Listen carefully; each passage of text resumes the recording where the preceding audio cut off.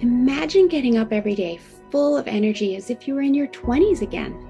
What would that be like? What would it be worth to you? What is your health worth to you? Think about it. Your health isn't everything, but without it, everything else is nothing.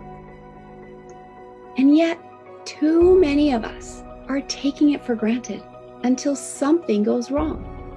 And no one wakes up hoping to be diagnosed with a disease or chronic illness. And yet, we've never been taught how to be proactive in our health through our school or public health. As a registered health coach and integrative health practitioner, I believe it's time this information is made available to everyone. Combining new knowledge around your health and the ability to do my functional medicine lab tests in the comfort of your own home will allow you to optimize your health for today and all your tomorrows. Don't wait for your wake-up call.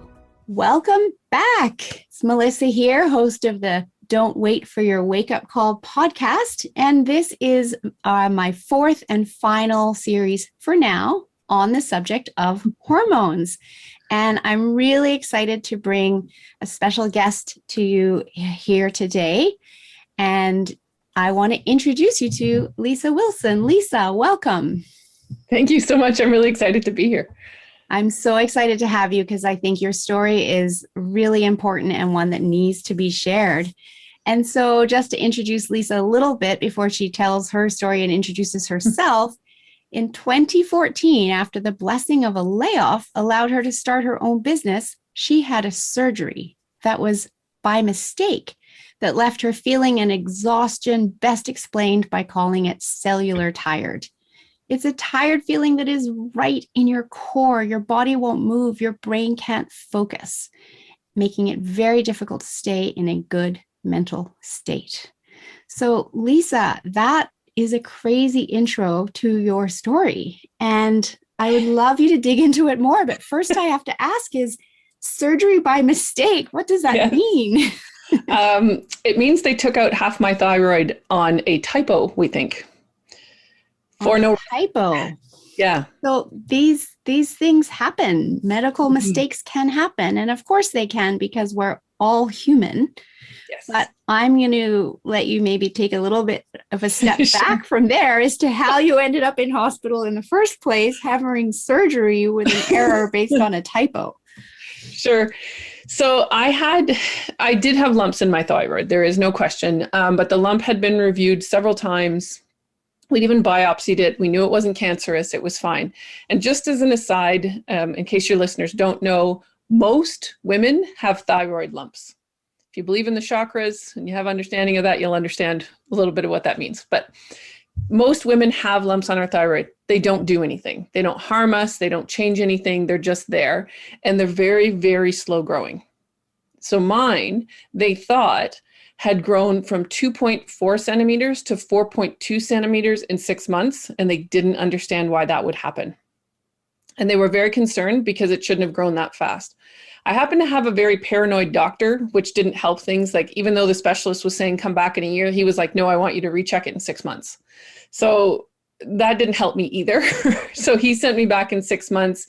They got a reading of 3.2, and then we got a 4.2 or 3.6, something like that, and 4.2. And that's when they said, okay, we don't know why it's growing this fast. We really suggest you get it taken out. And I put my name on the list, and I think I was driving home from there, and I had a panic attack, and I thought, do not have this surgery. And I totally pushed it away. I just went, no, you're being silly. I've had lots of surgeries. This doctor is a wonderful doctor. The doctor who did the surgery, I have nothing bad to say about him, and it's not his fault at all. But isn't that interesting that you had that panic attack and that message? And yet so many of us would push it away as well, right? Yep. We don't know when to listen. Yes. And we start to doubt ourselves, right? Yep.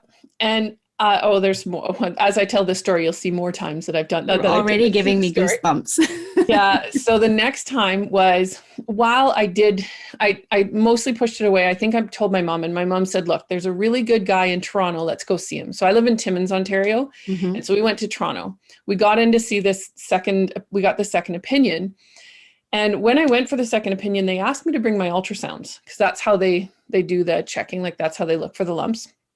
I brought them with me, and the guy started feeling my neck, and he said, look, you've got a lump there. It's fine. Get it taken out. It's not going to hurt you. You'll be fine.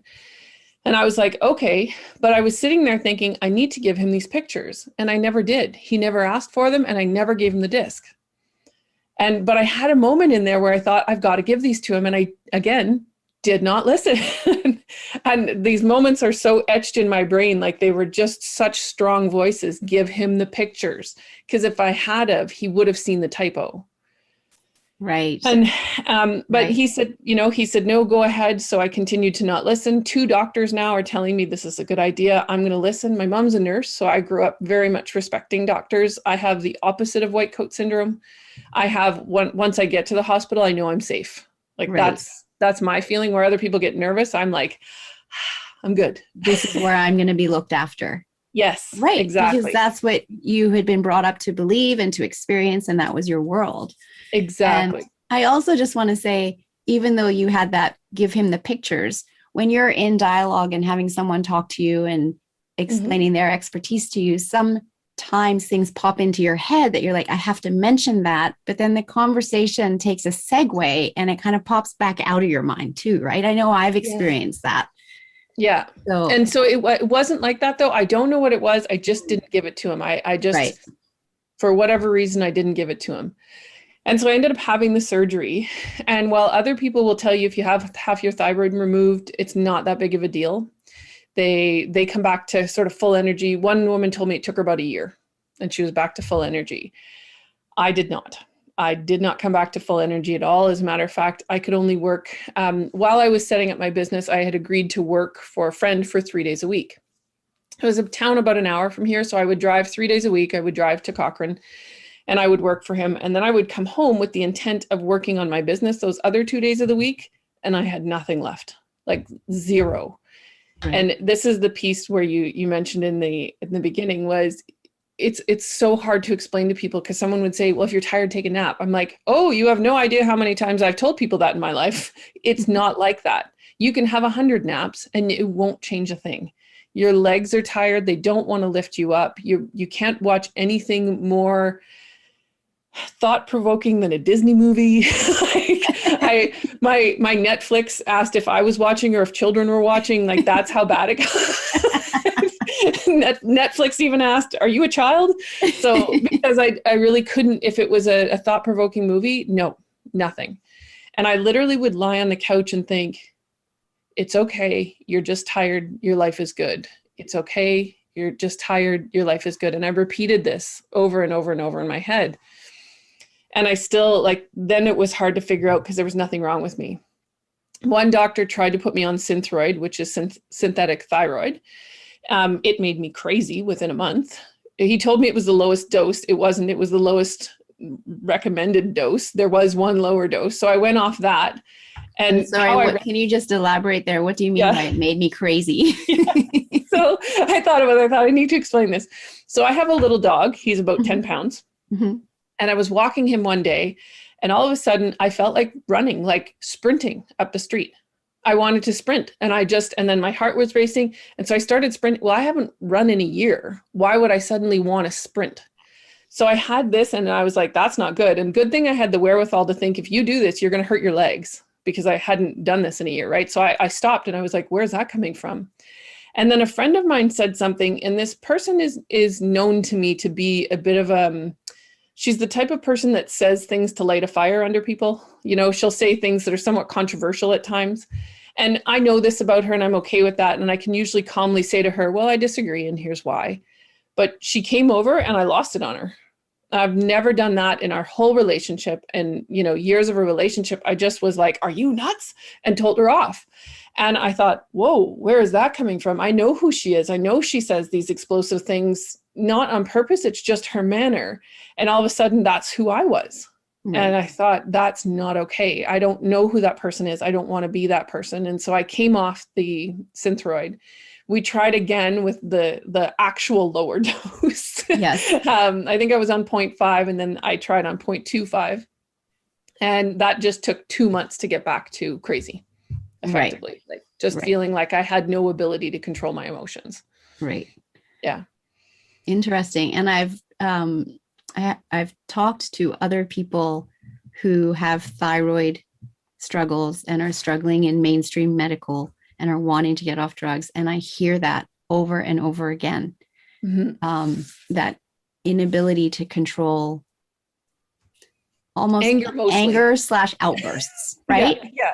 Yeah. And what they feel like they're putting their family through, that their family has to tolerate this new behavior that they don't have any control over. And then they feel like when they get out of that mood, they're endlessly apologizing. Yeah. So I had the wherewithal to see it fairly quickly. And I wasn't the only one who had my thyroid removed around that time. So a girl I had worked with, her husband at the job where I was laid off, her husband had his removed, and a friend of hers had had hers removed not long before. And the friend did exactly that. She said she would have those moments, and my friend now knew, okay, she'll call me later and apologize. And that's exactly what it was. And she said her husband was doing the same thing. So when I saw it, I thought, okay, then I don't need this high of a dose. And I'm on the lowest dose. My next thing was to start cutting these tiny little pills in half. Right. And I thought, okay, well, if it took me a month to feel crazy on the 0.5, and it took me 2 months to feel crazy on 0.25, if I cut the 0.25 in half, it's just going to take 4 months to feel crazy. Right. I mean, that makes logical sense, right? Yeah. But it did seem to do something for me, because it was almost like it reminded my body to kick some thyroid. And now the doctor's numbers will not show you that. That's not the case. I am very much like, my numbers were always fine according to them. There was never anything wrong. It was just this one doctor agreed. He said, well, let's try it and see what happens. Right. So I said, okay, well then, no. And just out of interest, when you say my numbers were always fine with them, even after having your thyroid removed, were they still only looking at your TSH, or were they looking at all 4 markers, your free T3, your free T4, and your TPO antibodies? Do you know? Because I know they did once. They looked at the free T3 and T4 because I asked for it. Right. So the rest of the time they were looking at TSH and saying you were fine, which is the norm in mainstream medical, but it doesn't give us the underlying issues that could be going on. And obviously in your case were, when we know what our free T3 and free T4 are doing. Yes. Yeah. Right. And that's what, when I do my work with people and I lab test, the hormone lab test includes all 4 of those every time. Yeah. Because we need to see the whole picture, not just a piece of it. Yes. And they are actually still fine now. And the free T3 and free T4 are okay now too, because I'm working with a naturopath now, and she had me like go and say, can you ask for these? I was like, sure, no problem. That's awesome. That's awesome. Taking the Synthroid though did sort of, it was almost like it reminded my body, like I said, because I was able to do things then that I hadn't been able to do for the first couple of years. So for the first year or so, like I wasn't able to curl anymore. And so what I would do is I would say, I'll come, but I can only skip, because if I sweep, I'm done. Like any form of exercise just burns my adrenals and it's over.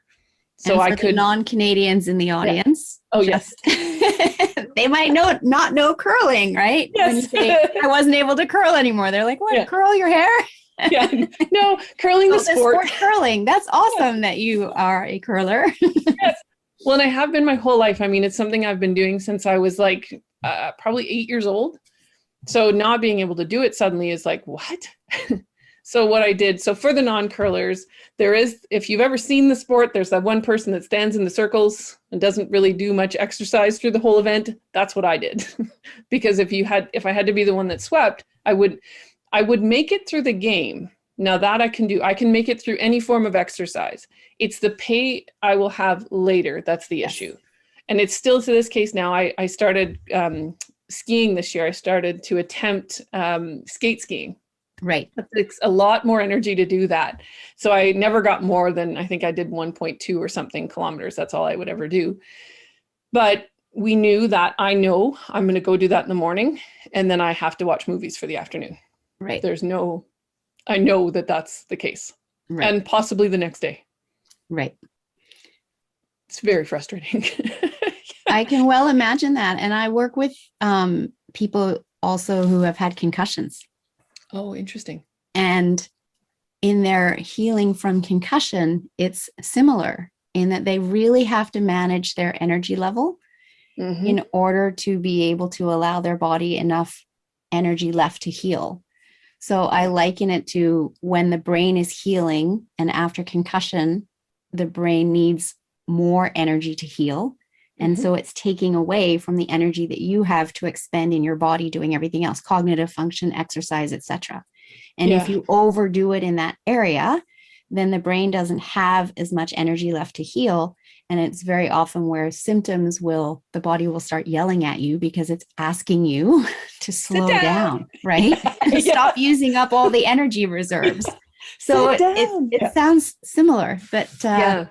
yeah, keep And going with your stories as you so, reduced your synthroid so I dose. had it out. I then changed doctors because the Mm-hmm. doctor wasn't helping me very much. And I got this call from this woman doctor who is a doctor in 2 countries.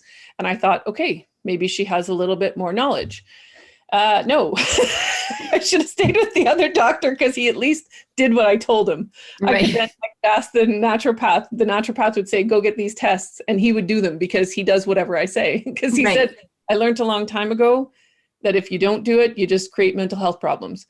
So I went to this new doctor, and the first thing she said to me is, are you depressed?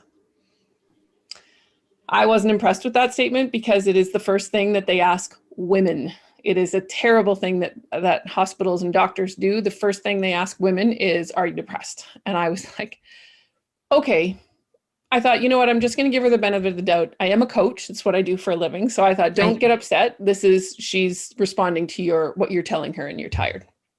So she said, is there any possibility depressed? And I said, no, I doubt it. I said, but let's talk about it. What would we do? Because I won't take medication. I said, what would we do prior to medication? And she said, well, cognitive behavioral therapy. I said, that would be me sitting on the couch saying, it's okay. You're just tired. Your life is good. She goes, oh, yes. I said, okay. So just so you know, I'm a life coach.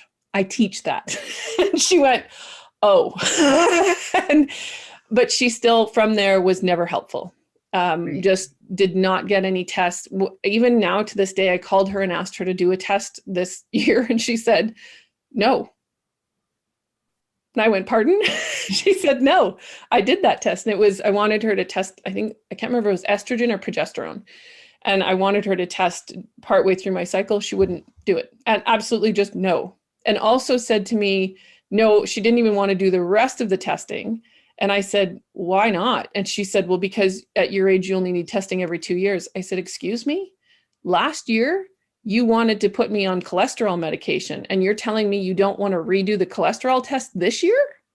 It's been 18 months. And she went, oh. It's like, oh, good Lord.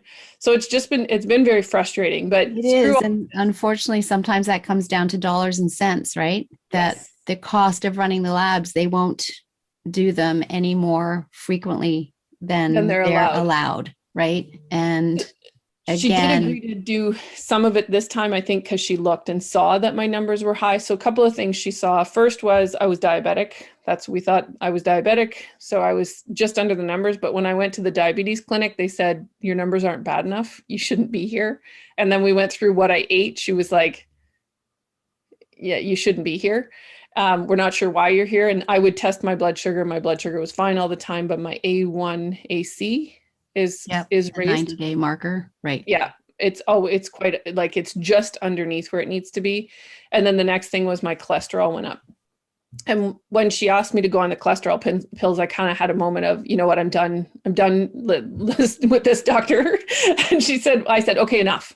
And she said, what? And I said, you are trying to drug me for symptoms.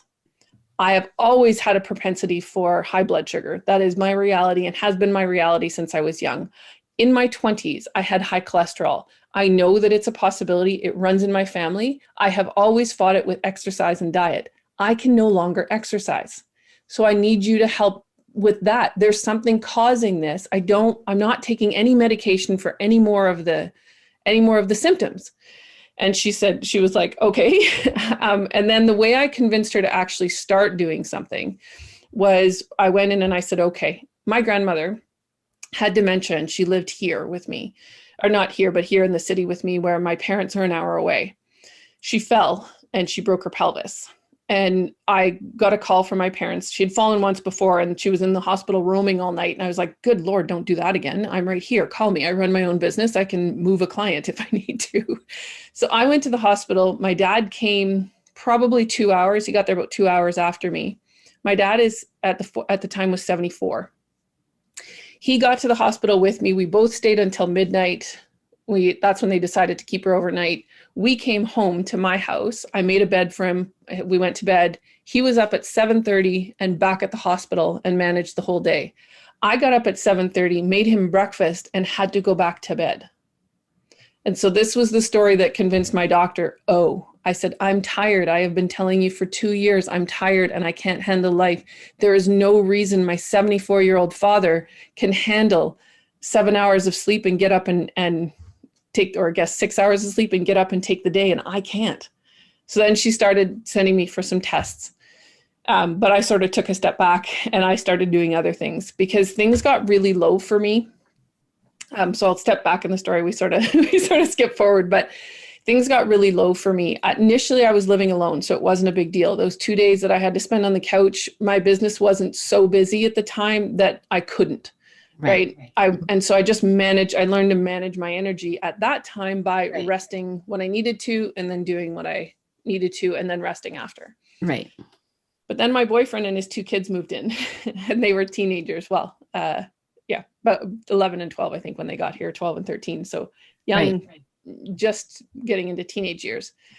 And suddenly I didn't have time to rest. I couldn't spend a day on the couch. It wasn't a possibility. He works 12-hour shifts. So half of the month it's just me and the kids. Right. They still went to school and stuff, but it was just, I had to manage meals and things like that and any emotions and stuff that came home. So suddenly I didn't have the time and I got to a really low space. And I was depressed, with no energy, trying to keep up with the kids. And that there was some stress added with that. Just their mom left them. Like they had been going back and forth between their dads and their moms when we first met. And she, 6 months into me dating my now boyfriend, she up and moved away 12 hours from the kids. So there's some mental health stuff going on there for them as well. Yeah. So there's lots of emotions to deal with. Mm-hmm. And then moving here was hard on them and all of that good stuff. So there was lots to deal with. Never mind just learning to live with someone new, but doing it while you're this tired and trying to run a business was unbelievable. Really yeah. Really, really tough. And I got to a point, there was a couple of days I said to my boyfriend, like, when I tell this story, normally when the doctor had to tell me about the thyroid, if anyone's watching it, I'll describe it for those that are only hearing the audio, but the doctor sat with his elbows on his knees and his fingers stretched across his forehead, holding his head when he had to tell me that what they took out was 2.4 centimeters. I was very nervous when he was sitting like that. I thought, what are you doing? Why are you sitting like that? You already told me this wasn't cancerous. He told me directly after the surgery, this was not cancerous. But he just looked distraught when he had to tell me what he had to tell me. And then that's why I say he's a really good doctor. And I still have a lump on the other side and he will not let anybody else look at it. He is going to follow me because he said, we can't make another mistake with you. He said, anytime, if there's a problem again, we're going to take 3 ultrasounds and get it reviewed a bunch of times. He doesn't want it to happen again. And now I got to the point where Serge and I were having an argument, and I joke about this because Serge and I don't have arguments. I rant and he listens because he doesn't argue back. It's not in his nature. And then now that's what I looked like. I remember being on the deck one day and I just put my head in my hands, same thing, my head, holding my head up with my knees on my elbows on my knees and my hands across my face. And I said, I don't even like myself right now. I don't even like who I am. And then it happened again one more time.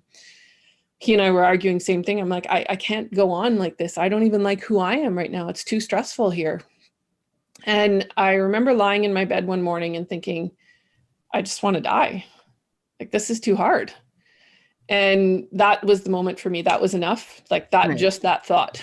I've told this story on a stage one time with a group of people. And there was a woman there who actually had gone to the point of planning her death and things. And so it was very interesting for me to tell that story right after her because I said, look, everybody has their low point, right? She was totally planned. She was making videos to send off and all that good stuff. And for me, it was just the thought, and that was enough. And I thought, okay, I got to fix this. And so I did, because the biggest problem for me was how I've handled stress my whole life. Like I was a human resources manager. There was a lot of stress in that role. And for the last 15 years, how I handled stress was extreme exercise. I mountain bike, I snowboard, I cross country ski, I do all of this stuff. I do P90X and CrossFit and like extreme exercising, right? Like the last job I had, I hated it. So what I did was I did all this other exercise to keep me in some form of level place. And get all that aggression out so you weren't taking it out on the people. Yeah, exactly. Yeah. And now I couldn't. Yeah. And so that's what started happening. And I mean, I had really bad moments with my stepkids, and like I really didn't like who I was. I couldn't give them the patience that they needed. Right. And it wasn't their fault. And it also wasn't your fault. You were trying to get answers and trying to heal. Yes.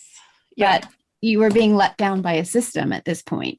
And yes. extremely let down by the fact that you think it was 2.4, they thought it was 4.2. And so it sounds like that is a typo, right? Somebody was dyslexic in writing that report. Yeah. Yeah.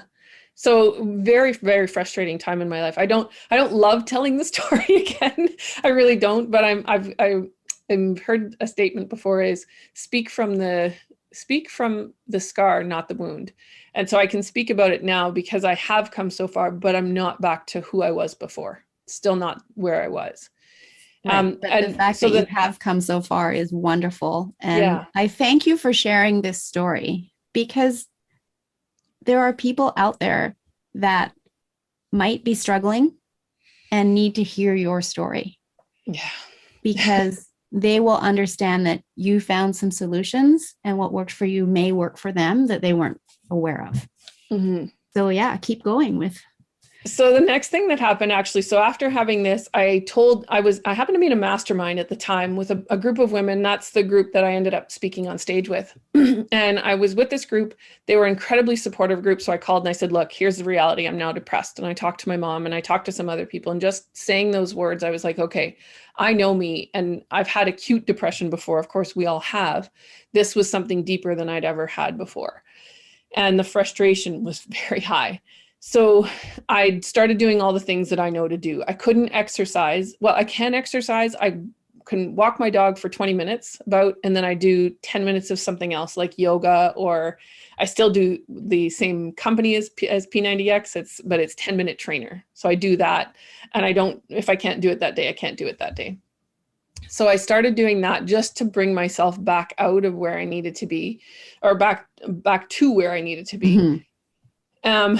And then I'd heard this before, but I didn't do it. I went to an intuitive healer. Right. And again, another time in my story, she said, oh, you should follow the keto diet. She said, you'll do really well on that. And I was like, okay. And she said, you already know this. You've been getting signs of this for some time. So I don't actually follow the keto diet. Not the way it's written. I still don't eat dairy, and I don't, I like no white bread or things like that. And I do eat some potatoes every now and then, but it's close, but I'm also dairy free and I don't eat eggs anymore. Right. So it's just these little things that have come through time. So she said, but Lisa, you knew this. And she did a couple other things for me, and we talked through it, but that was the main thing that came out. She told me I was also at the time likely full of candida. Mm-hmm. She suggested a cleanse called the Wild Rose Herbal mm-hmm. Detox.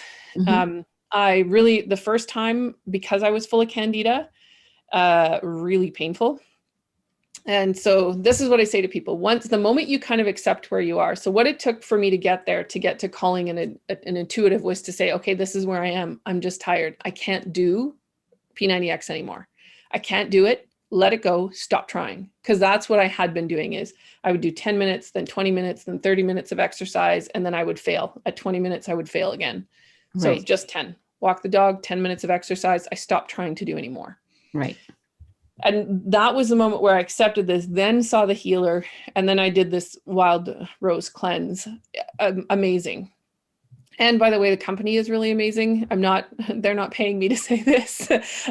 Because I was full of candida, on the third day, I felt horrible. My stomach was in spasms. It was really painful. And then I cheated on the cleanse because the only thing I could think to drink was, I'm again a nurse's daughter, so the only thing I could think to drink was ginger ale. So I came down and had a ginger ale. We're not supposed to have sugar, so right. Ginger ale isn't ideal. And I called them, and they called me back within a couple hours and said, any possibility you're full of candida? And I said, actually, yes, there is a possibility. And so she said, okay. And we worked on how to continue it from there. I stopped the pills that day, obviously, and I think the next day, and then I went back onto it and I finished out the cleanse. By the way, cleanses are amazing for anyone out there. They are amazing. At the end of that cleanse, I did go away to curl, the sport, and I was doing it competitively. I was doing a competitive curling weekend, and my whole life, I have a knee problem, and it's the knee you slide on. And I will go away for these tournaments. And at the end of the tournament, my leg is in so much pain, I sometimes have trouble walking out of the curling club. Because I did this cleanse, I was able to play with not no pain. It was still achy at the end, but it wasn't like the previous year. The previous year, I literally thought, oh my God, I'm not walking out of the curling club. I have no idea how I'm going to move my leg to get me out of here. And this time, none of that. And it had nothing to do with exercise. Because the cleanse had lowered the inflammation in your body. The candida increases it, and then getting rid of it had lowered the inflammation. So yes, I'm a big proponent of cleanses. I run detoxes for people to support the liver, and also run programs to get rid of candida and bacterial overgrowth in the gut, which is so common and negatively impacts our health and limits our ability to heal. So that's awesome that you were directed to do that and then saw such profound results afterwards. Yeah, amazing. I couldn't believe the results. I mean, I'm not exactly the poster child for them because it was so painful the first 3 days, but they were really good about like responding to my call. Oh, good Lord. And she said, okay, I'm worried that you're going to dehydrate. I said, no, I drank some pop. And she went, oh, okay, that's fine. She's like, that's fine. Have some sugar. You're fine. And you know what? Everybody responds differently. I find that with my own clients. And so you may not be a poster child, but it's not that you were the first person to call them with, you know, something going on. Right. And great that you could and that you did. And then they have a suggestion. So I followed their candida diet for a long time. That was difficult though, because it was the one from Wild Rose is highly, highly restrictive. So it was very difficult to follow, but I think I followed it for a couple of months at least. I think they want you to do like 6 to 9. I didn't get there because Christmas came or something. So I didn't quite get there, but I felt like a ton better. And still, like when I'm telling the story now and I think back to how I felt back then, I think, man, I've come a long way. I've really come a long way, and it's good to have that reminder sometimes, but I'm not where I used to be. It's really important to have that reminder. And sometimes I have people journal how they're feeling at the beginning, because as you move forward, you don't remember how you felt before, right? Yes. Yeah. You don't notice a steady demise in how good we feel, but we also don't notice the steady improvement, right? And so journaling really gives you something to look back on. And doesn't even have to be like full sentence journaling, but just making note of how you feel in any given day so that you can look back and notice how far you've come and celebrate that. Yes. Because when you start to notice the improvement, then you know you're on the right path. And that's really encouraging, right? Especially from a mental health perspective. Yes. Really encouraging. And you can celebrate not the end journey, but celebrate each step along the way that keeps you moving forward towards the end journey, even when you have rough days. Yes. Or when Easter comes along, you eat a whole pile of chocolates again. There you go. Yeah. Now it's just a forgiveness. And now it's a choice. That's what I like to say, right? Yeah, is how when you eat certain foods, it's going to make you feel, but it's a choice because, hey, it's Easter and everyone's celebrating. Everyone else gets to have it. You know, it tastes good. And you eat a little bit now. You might not feel so great, but you'll know why. And that's okay. Yes. And then you keep moving forward in your healing journey, right? Or it's like, well, no, I have a really big presentation tomorrow and I need energy and I need focus and concentration. So I'm not going to eat that today, knowing how it could make me feel tomorrow if I did, right? When the other thing I've started to do is enjoy it. Yes. So one of the things I was craving an Easter cream egg, because of course they were out and I was like, oh, I really want one. It was before Easter. And I was like, you know what, I'm going to go have it. And I did, but instead of like gobbling it down, I stopped, I took a bite of it. I licked out some of the cream and like I ate it slowly and enjoyed the whole process. So because very I thought, mindful. yeah, this was Yes. that because I thought I'm not denying myself. Because what did happen to me? So having done the wild rose cleanse, I did some other cleanses. I started to get to the point where I didn't know what I was allowed to eat anymore. I had no idea I was supposed to eat, what I wasn't supposed to eat, like it was just so confusing because this cleanse said this, and then this diet I was on said this, and the keto says this, but keto is high dairy. And I dairy is the one thing that I notice right away. So if I have a bunch of dairy, I will get, I still eat some, like I'll still eat goat's cheese and stuff, but I'll get very phlegmy immediately.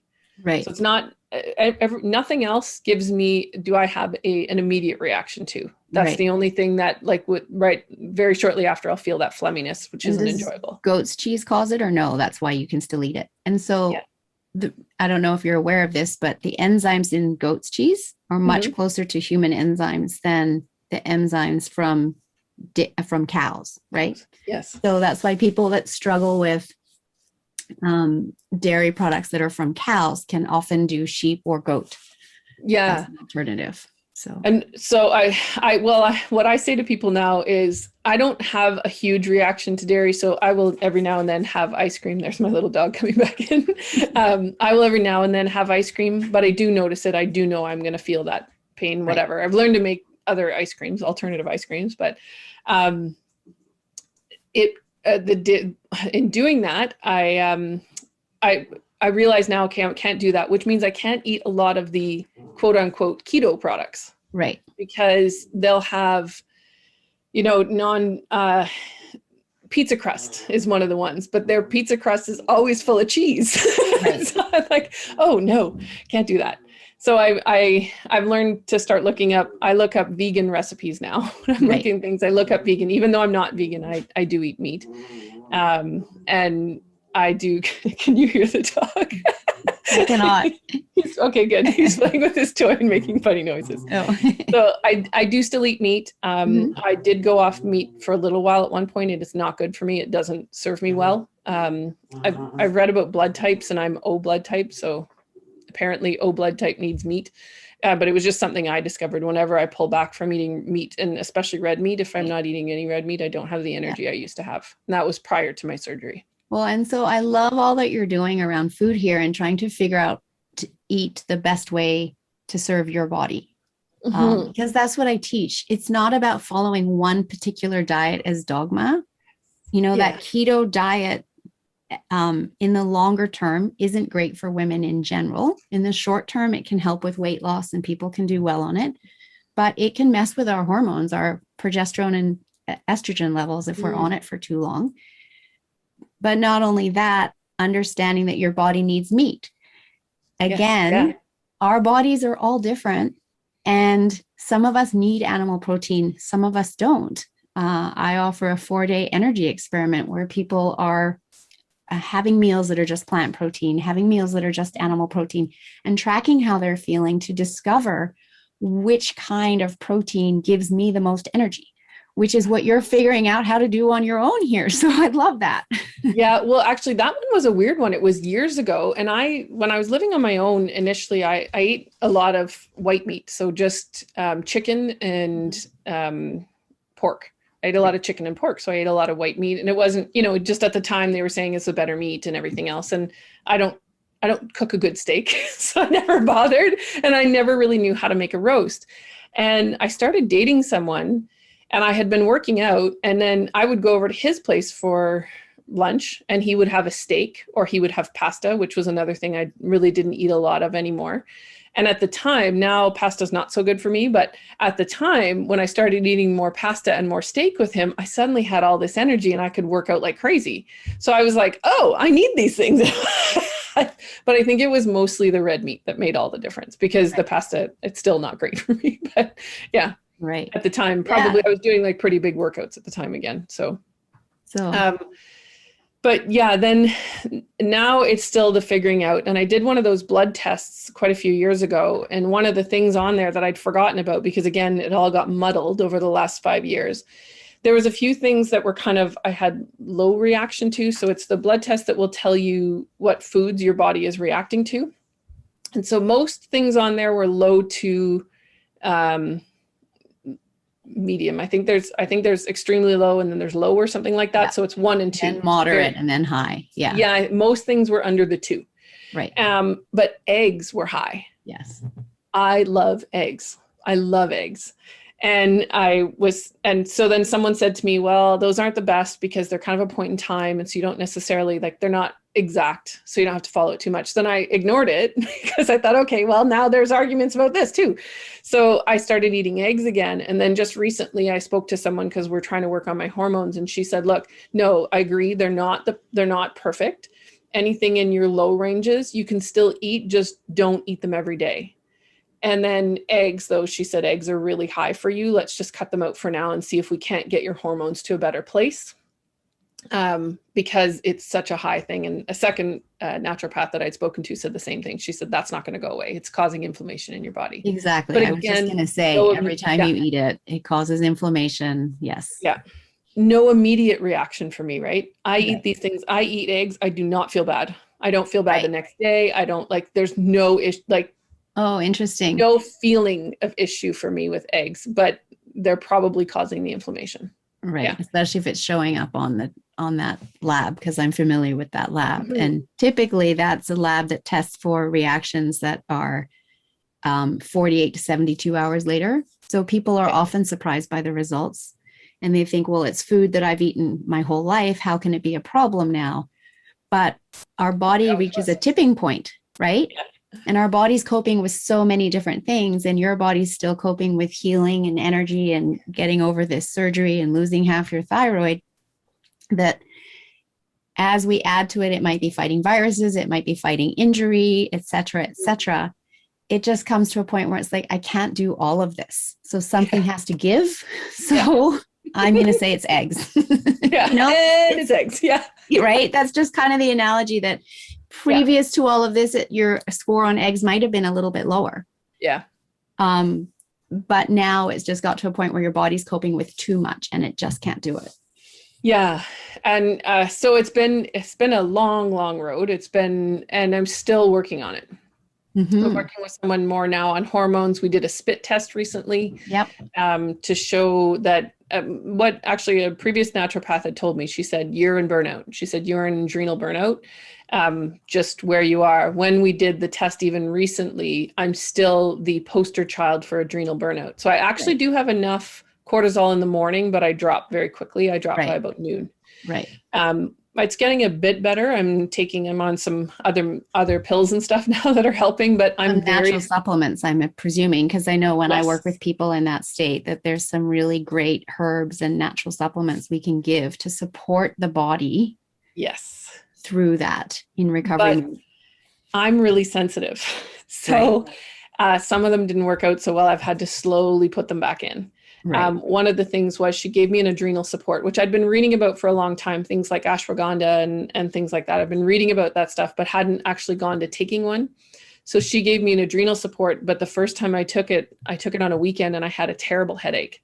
Right. Which, and so it's taken a while. I just, for the first time today, took 2. Because that's the dose I'm supposed to take. Right. But I had what I've learned is that I have to work up to things. Yes. Because we initially put me on a whole bunch of things and it was all stuff that was supposed to help, but there was too many all at once. Yes. And it caused me problems as far as digesting. So and also very, very common in a body that's in a state of adrenal burnout, right? Yeah. Yeah. So I without talking to her, I just stopped them all. I stopped them all for 4 days. I'm like, okay, no, I'm not doing this. And then I put in one at a time. Yes. And to see which one was actually causing the problem. We figured out, as soon as I told her, she said, well, I know which one's causing the problem. She said, so just cut back on this one. It was fine. Right. But there's an adrenal support. There's 4 or 5 different things that I take now. So, and one of them is I do take a probiotic with a whole bunch of vitamin B in it. Right. Yeah. Because vitamin B helps the body cope with stress as well. Yeah. That's and awesome. And a lot of vitamin D. That was one of the other deficiencies. Where I live in Northern Ontario, we don't get a lot of sun. So through the winter, most of us, everybody who lives here, we're vitamin D deficient. It's just Did you know that everybody in Canada is vitamin D deficient? And in fact, the line goes somewhere across the US. Oh, interesting. Yeah, so even people in Washington and Oregon State and East Coast, New York, Boston, all that area, they're also vitamin D deficient. We just don't get enough sunlight for enough hours of the day, for enough days of the year to truly get the amount that we need. And for the days that we do get it, we'd all have to run around in bikinis in order to have enough of our skin exposed to make up for it. And we're not doing that either. No, because it's -30 here. Celsius, -30 Celsius. I should. Yes. Yes. So, well, I have an issue with that, and I'm starting to have all these frustrations because for me, the only reason you should be vitamin D deficient at this point is if you're living in poverty. Because we have supplements. Yes. They're there. But even then, initially, one of the things we tested was we got my vitamin D tested because when I had this low energy, so vitamin D, vitamin B, we checked all these vitamins. The doctor said, you're low, but everybody's low up here. No biggie on the vitamin D. And he said, just take, what did he say, 1,000 milligrams a day? He said, just take that. Went to the naturopath and she goes, that's going to take you 25 years to catch up. So I agree with your naturopath. Yeah. She gave me a drop and I don't know. I now don't know the numbers, but I was taking 4 to 5 drops a day and I still take that. 4,000 to 5,000 because each drop usually has 1,000 in it. And that's truly what people need in order to lift their levels. Yeah. And so now actually I am at normal levels. That was the one thing the other day that I did get the doctor to do, but you have to pay for vitamin D in Ontario. So I paid for it. I was like, she said, the vitamin D, I said, look, I know I have to pay for it. I don't care. I want it done because I want to know where I am now, if I can slow down on it or not. I still take 4 a day. And sometimes if I'm looking for a sweet, I just take one of the kids' gummies because since COVID hit, I make the kids take them, but I give them gummies. So every now and then I'll have one of their vitamin D gummies just for a treat. That's my daily treat. Go.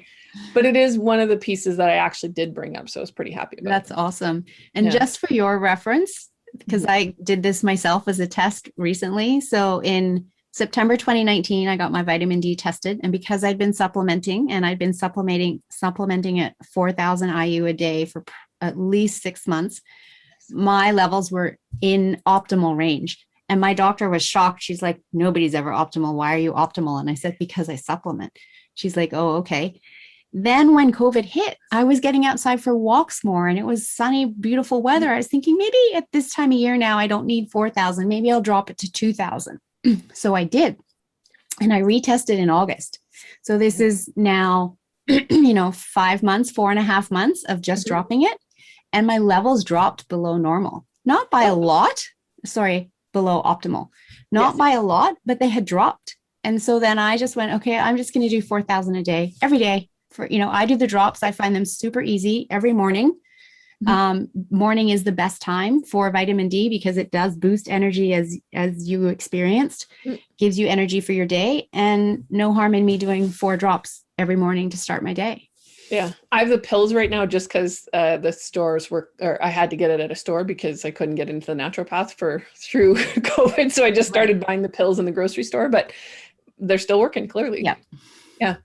Yeah. Oh, that's really good to know actually then, because I was thinking that maybe I could drop it, but I won't. I'll just keep taking the 4,000. I wouldn't drop it. So awesome. So just, is there anything else left of the story that you want to share? We've talked, gone through the mistake, surgery, and then coming out of that, working with doctors, finding your way to a naturopath, getting support with other aspects of your health as well, recognizing how far you've come. And you're not quite there yet, but you are, now coaching full time, right? Yes. Yep. Really well compared to where you were before. Is there anything more that you want to finish up on that story before we just start to wrap up?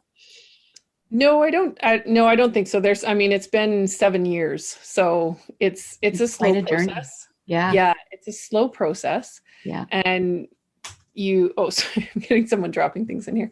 It is a slow process, but you have to just allow the process to go. Right. I'm so big on I just wanted the fix, right? Like that was the initial, I wanted the fix. And I now see that it isn't going to be that way. And just taking time and taking the time to listen to yourself. I think I'll say that towards the end, but that's the biggest stuff. It's been that slow progress, and then you'd have progress and it falls apart. And then, like that's been the piece for me. It's like kind 2 of weeks 2 steps forward, 1 step back, which is very 2 weeks common. ago, a bunch of stress got lifted off my shoulder. I started I'm on doing drops that are supposed to help your liver cleanse. Mm-hmm. And it's a slow liver cleanse. So it's not like what I took with the wild rose. Right. So I'm drinking a liter water with drops in it all day. Like I just take it through the day.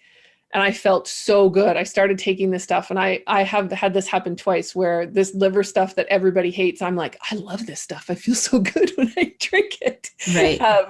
And so I had this week of like big energy and just felt so good. And then we had Easter and I ate some chocolates. And then I had last week, I was like struggling to get through the week. And now I'm just coming back out of it this week. So this weekend I had to spend Saturday on the couch. That just required. So even though it frustrates me still, sometimes I'm learning to just let it go. I said in the morning to my boyfriend, I don't feel good. I'm watching TV all day. Right. He now knows just to leave me alone, because there's nothing, if I push, it lasts longer, 2 or 3 weeks instead of just relax now. Right. So give yourself this 24 hours and listening to your body is your greatest learning from all of this.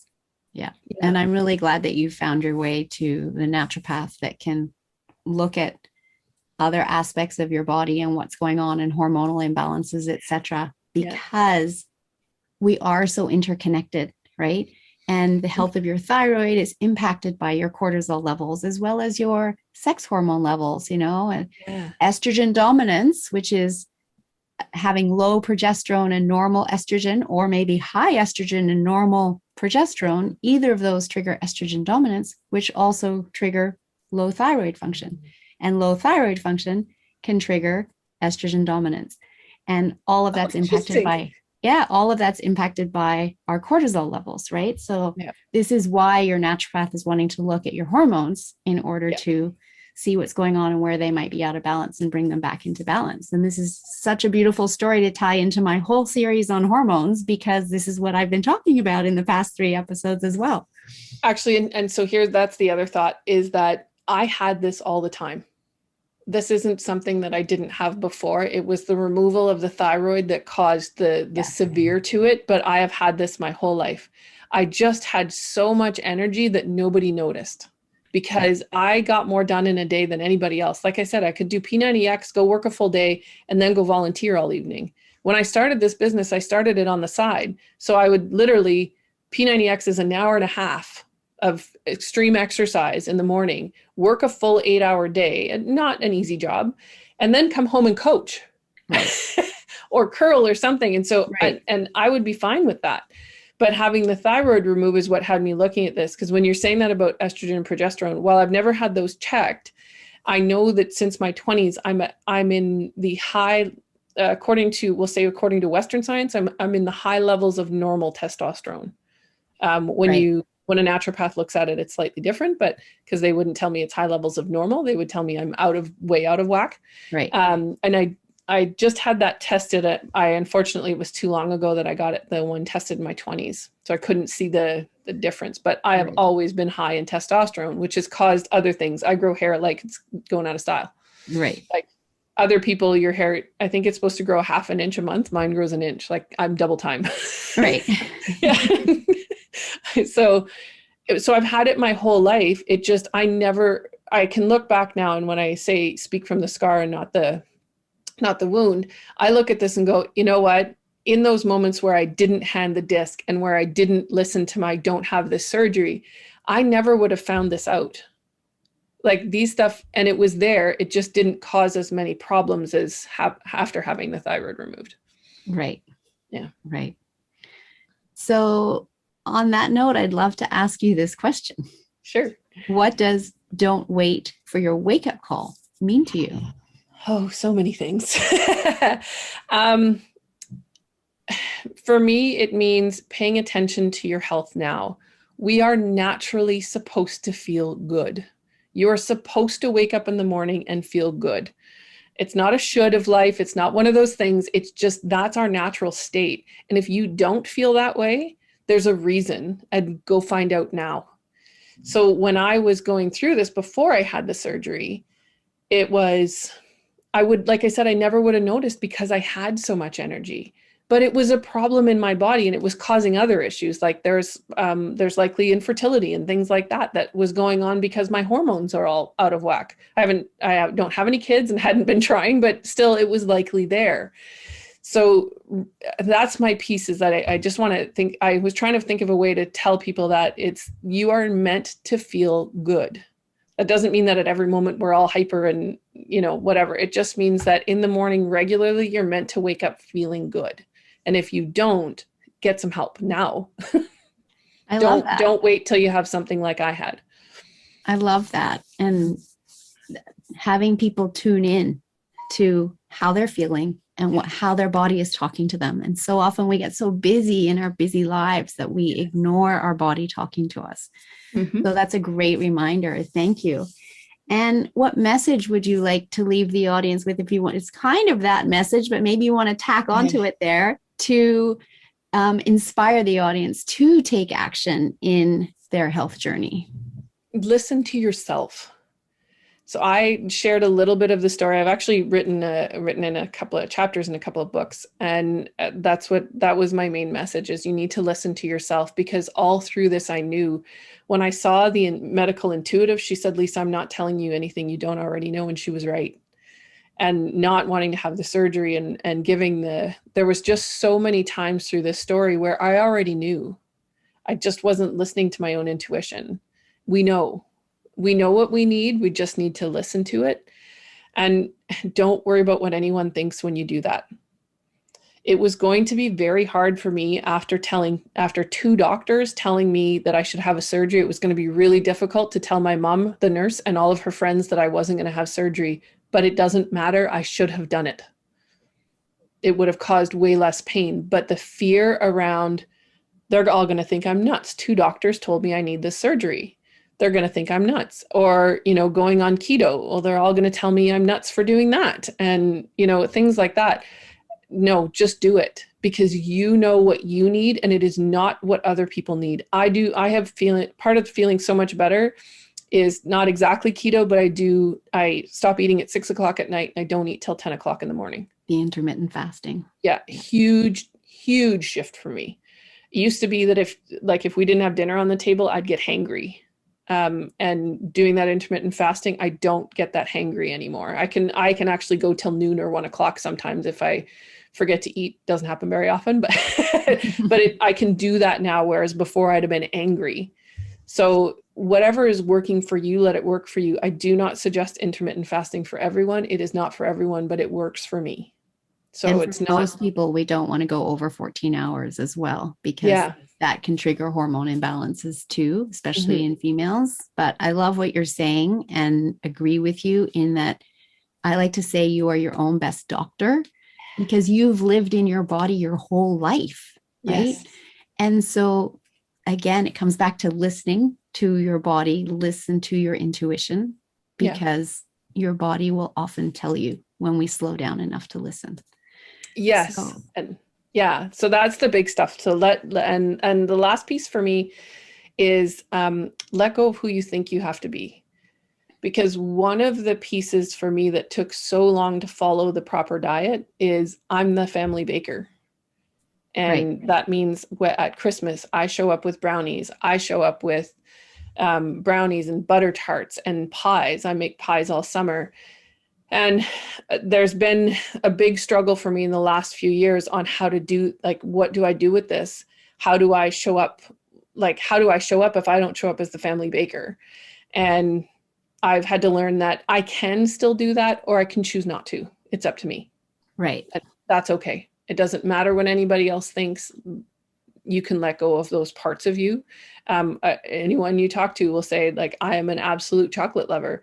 I have it very rarely now. I had some at Easter, but it's not a staple in my diet anymore because I can't. But if you talk to people, they'll still think I'm that person. Right? So yeah. Sometimes other people don't let go of the person they know, even as you're evolving, right? Exactly. And I think those were the hugest steps for me. And the last one was the whole take some steps towards yourself, and then all of a sudden it'll start showing up. So the moment I took that step to say, I'm depressed and this isn't going well for me now, it's awful, then stuff started to show up. But not only did it show up, I saw it, because someone had suggested this medical intuitive to me months before, and I was too busy to take it on.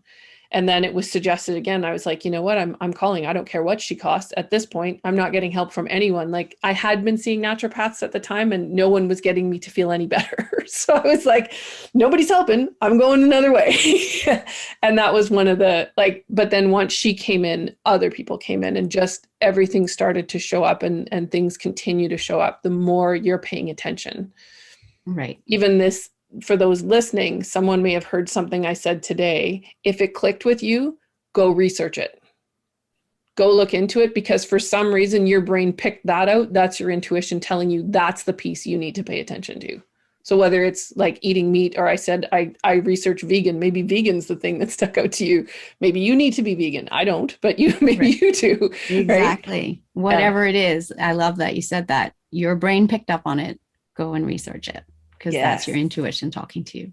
Yeah. Thank you so, so much for joining me here today. I've loved connecting with you and hearing your story.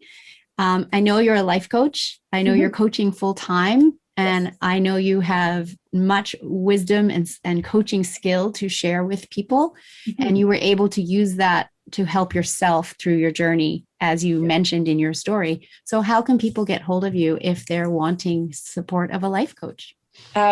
Probably the best way is to just go check out my website. So I'm at LMW, which are just my initials, lmwcoaching.ca. I only have the .ca because it's Canadian. Right.